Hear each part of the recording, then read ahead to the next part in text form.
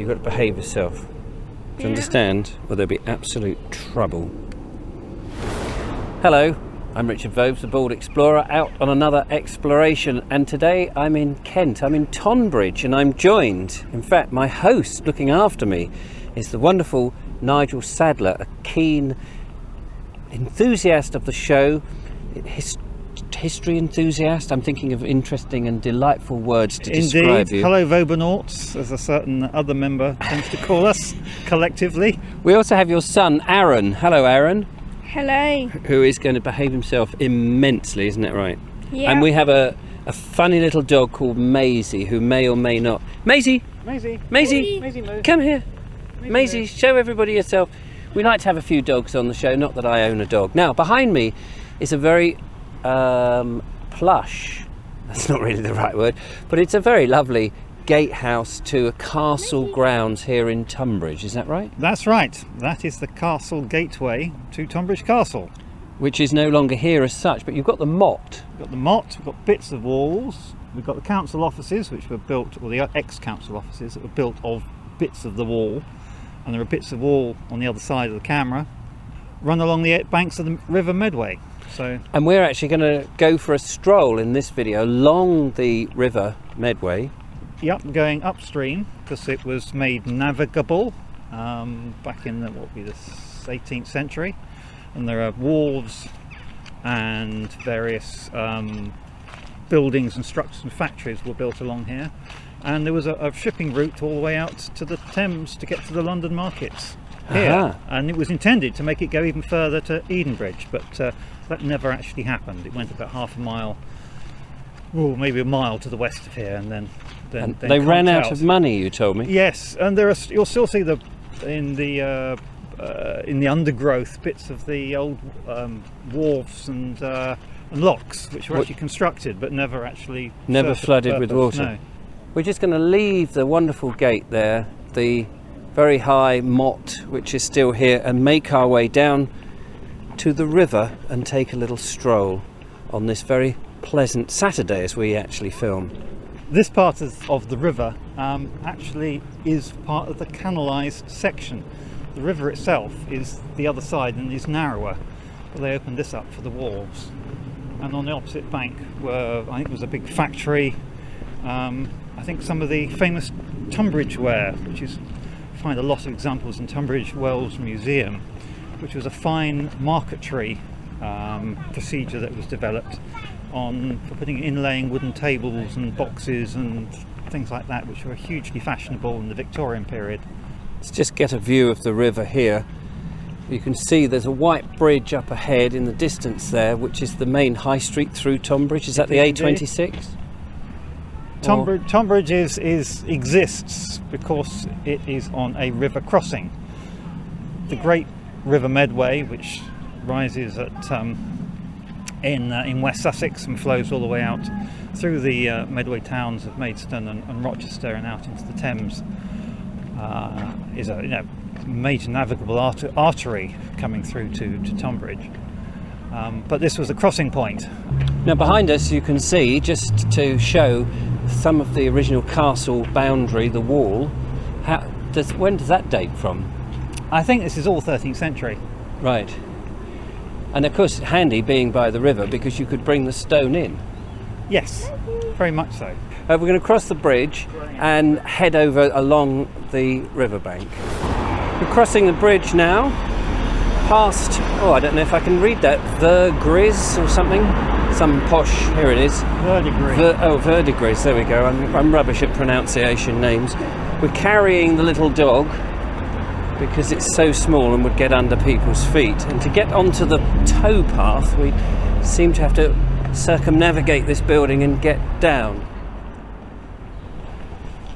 We've made it down onto the side of the river or canal. You can have a canal boat here and stay overnight.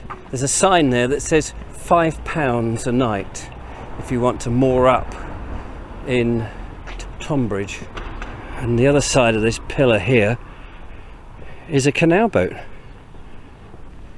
And here we see a collection of modern and presumably older buildings, wharf buildings, warehouses, yes. warehouses. Yes, that's the word I was looking for. Yes, I couldn't think of that earlier.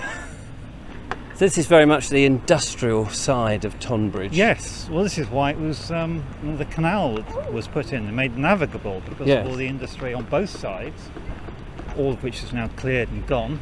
Then we have the gasometers coming up in the distance, which you'll see later. And we've got our first lock. So yes, even though it's a river, and I think people often forget, you still have, or you can have on certain rivers that you're running canal boats on, locks to keep the surface of the water a constant. Yes. So that you don't have rapids and, because boats can't go down those slopes. No. So this is a much larger lock than on my recent trip down on the Kennet and Avon Canal. Much bigger, I guess. Much wider, yes. A wider berth of barge would have come through here, not the sort of narrow boats that I was used to seeing. We can walk across, I think, quite happily, and I was doing that. Here we go, walk across these rather big gates, and as we do so we get a good view of how wide the river is, and it looks like there's a bit of a pontoon that we can nip down and get close to the river, which is something I would like to do.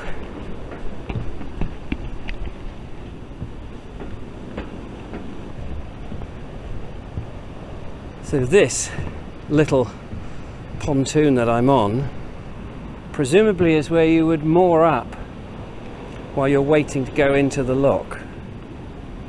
And there's the lock gate, and on the other side is the weir that's letting the rest of the water through, which is why you see the white foam on the surface.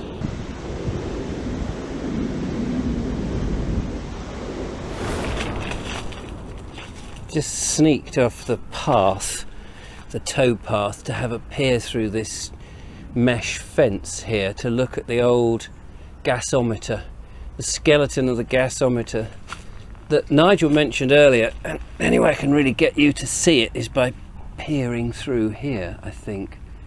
And they're sort of a dying thing now, bit of our industrial past that's disappearing fast. Let's see what Nigel knows. Got to get through this hawthorn and leap down off here, which is a little bit dangerous. Oh, Hey.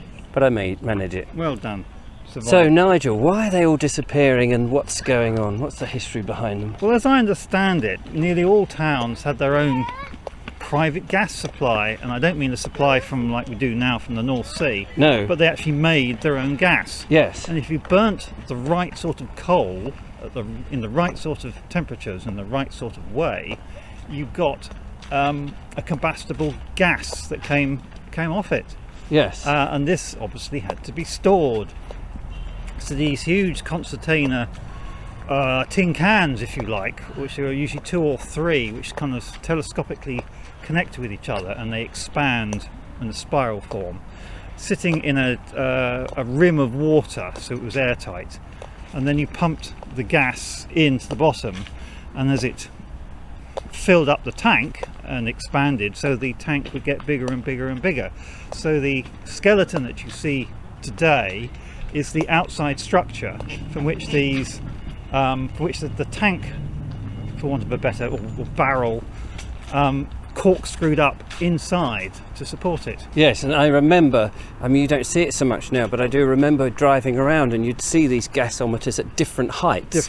And you come back perhaps a week later and they're either smaller or larger. So you do this big burn, you burn all the coal, you create all this supply, and you fill up the thing, and then you can stop doing that, because Yes. you've then got this huge reservoir, of which the weight of which obviously is providing pressure.